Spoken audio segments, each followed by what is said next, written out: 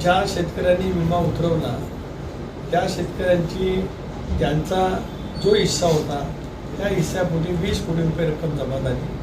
त्याला चौपट रक्कम ही भारत सरकार ती विम्याची हप्ता भरण्यासाठी देत असतं.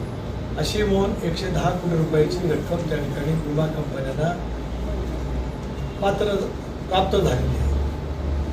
त्याच्याऐवजी 80 कोटी रुपयाचं नुकसान भरपाईची रक्कम होते आहे असं त्या अधिकाऱ्यांनी सांगितलं.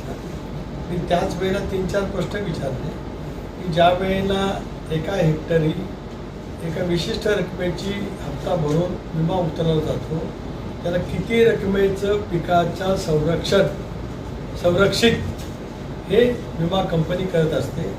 त्याचं उत्तर त्यांना देता आलं नाही.